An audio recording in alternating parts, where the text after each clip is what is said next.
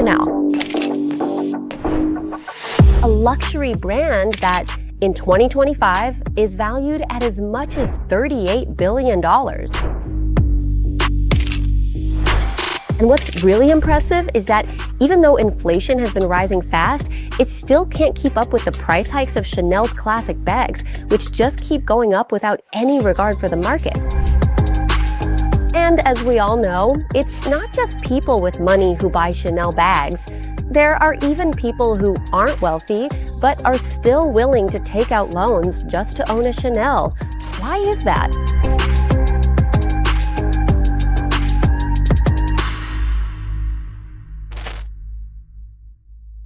You can support information about the origins of the Chanel brand by scanning this QR code, or just hit subscribe. Please subscribe, and I'll take you to get to know Gabrielle Chanel, or Coco Chanel, a global fashion icon who was once just an orphan. What kind of upbringing did she have? What kind of people did she meet? And what did she have to go through to be able to create such a wildly coveted luxury global brand? Chanel. Gabrielle Chanel was born on August 19, 1883, into a poor family in France. Her father was a traveling clothing salesman, while her mother worked as a seamstress. They didn't have much money at all. To make matters worse, Chanel's mother passed away when she was just 12 years old, and her father remarried. As soon as he remarried, he abandoned Chanel, leaving her at an orphanage to be raised by nuns. There are records that the orphanage, it was like a prison there.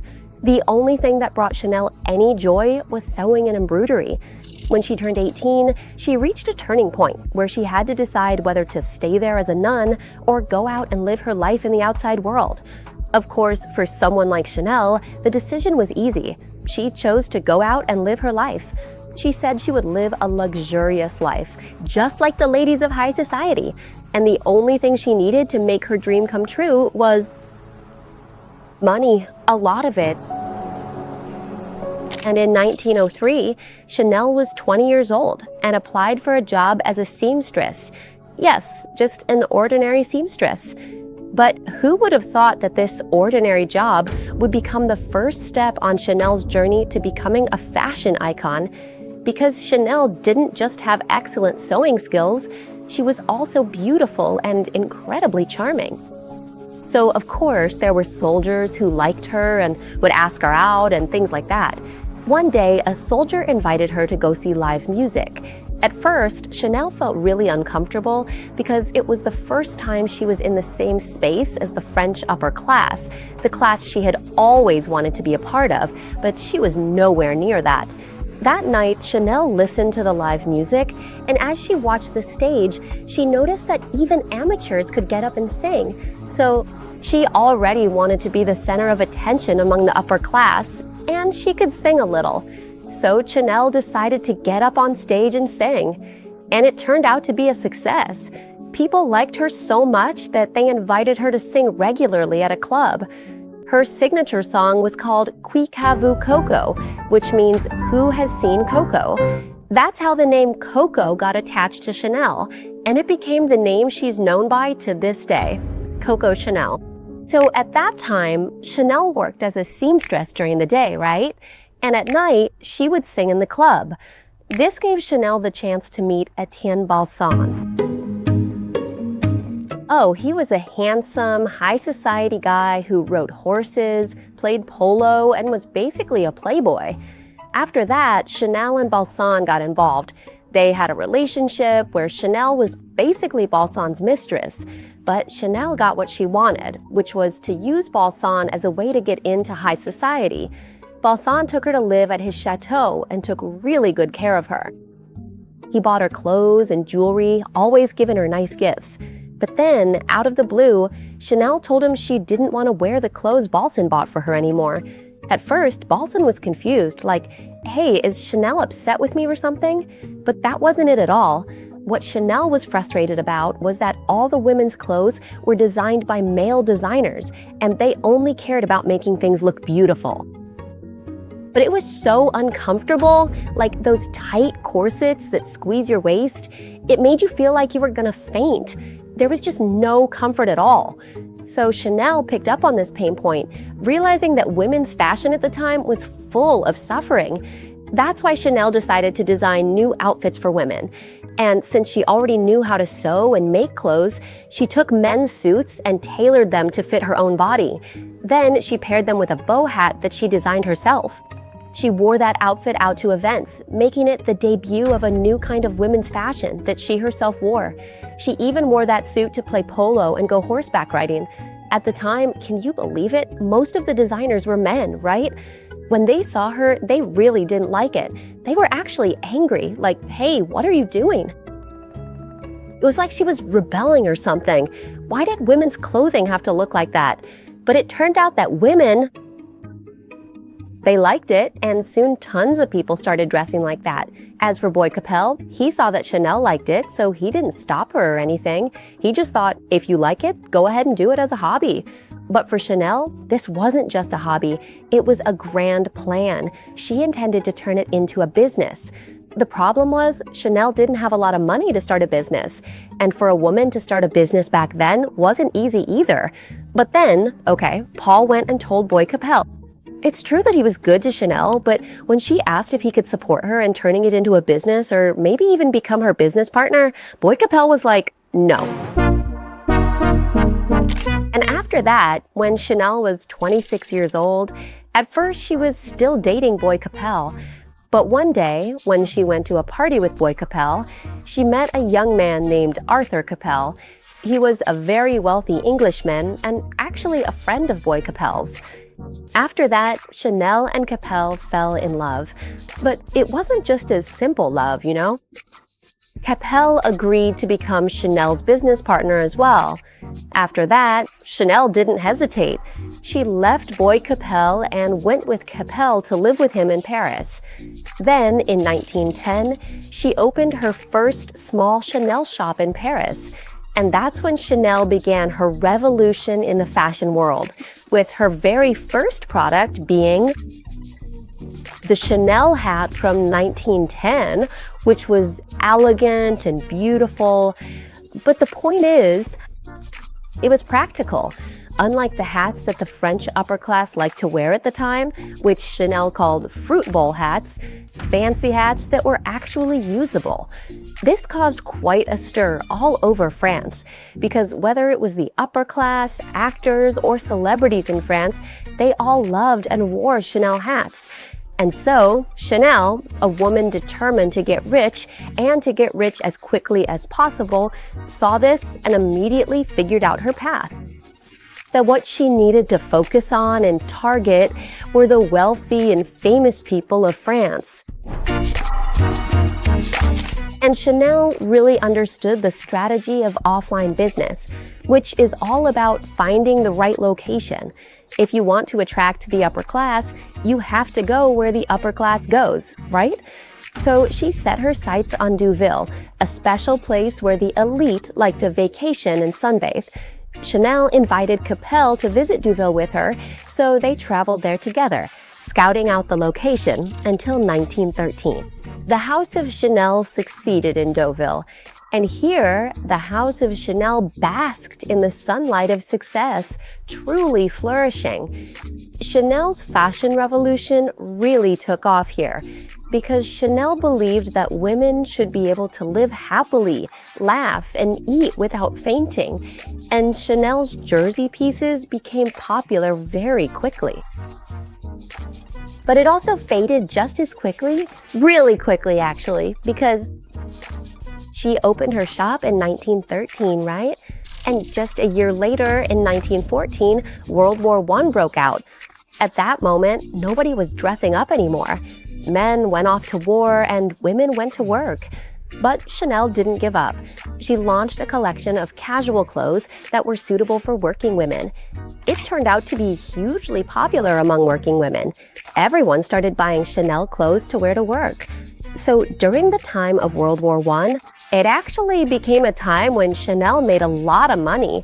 Chanel later said, "One world was disappearing and another was being born. The opportunity had arrived, and I was gonna seize it."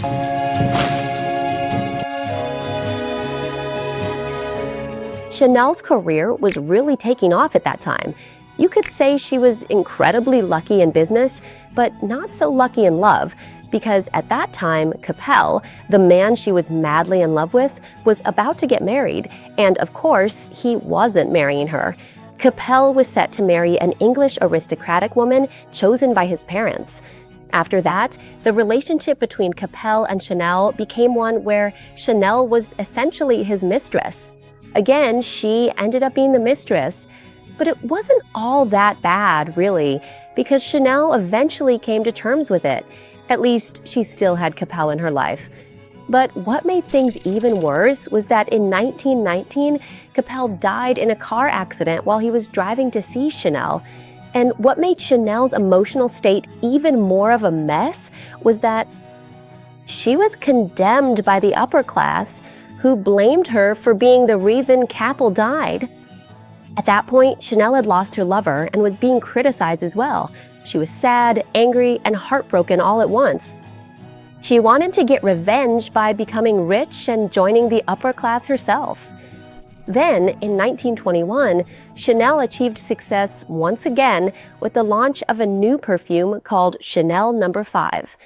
Not long after, Chanel No. 5 became a symbol of luxury among the upper class, and went on to become the best-selling perfume in the world, with its legendary tagline that remains famous to this day. This is because someone once asked Mar, "Hello." Someone asked her what she wore to bed, and Marilyn Monroe replied that she only wore Chanel No. 5. Chanel No. 5.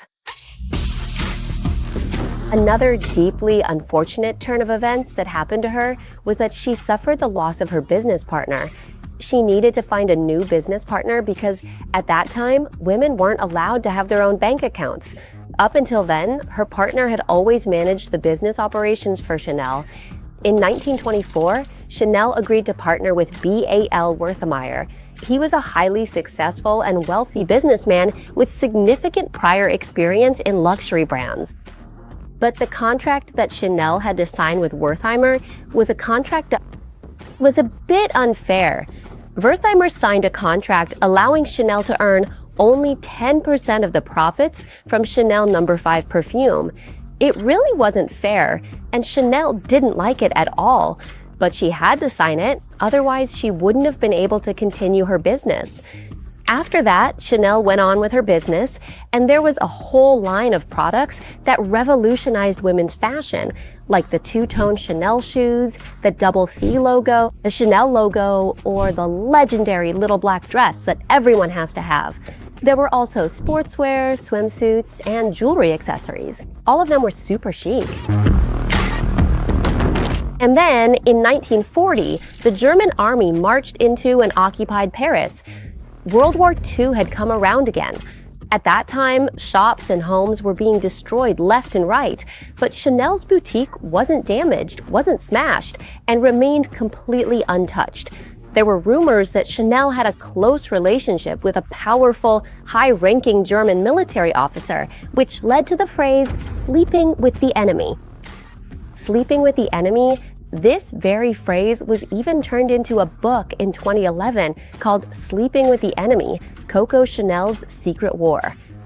This book goes as far as to claim that Chanel may not have just done it to save her brand, but that she actually took on missions as a spy. Chanel recordedly frequently traveled throughout Europe to carry out missions supporting the German army, who were considered the enemy at the time. These rumors Chanel's reputation was completely destroyed, and after the war ended, Chanel didn't return to run her shop. She went into hiding in Switzerland. Even then, because she loved fashion so much, she kept following all the fashion trends from Paris. There was one brand in particular that really irritated Chanel, and that was Dior. Dior's designs used extremely tight corsets that cinched women's waists. It looked incredibly uncomfortable, and then they decorated. They decorated everything, so it was all puffy and over the top. Chanel even said that Dior's designs made women look like they were wearing upholstered armchairs. Right then, Chanel thought to herself, I have to come back. Modern women need Chanel's clothes. And so she came back in 1945. At the age of 71, Chanel launched a new collection in Paris. But it turned out that no one accepted her. Everyone still remembered what Chanel had done, the media condemned her, and nobody bought anything. But Chanel didn't care at all. She took her collection to sell in the United States, and it turned out to be a huge success. American women didn't know anything about her Nazi connections, and they loved Chanel's fashion. It became incredibly popular.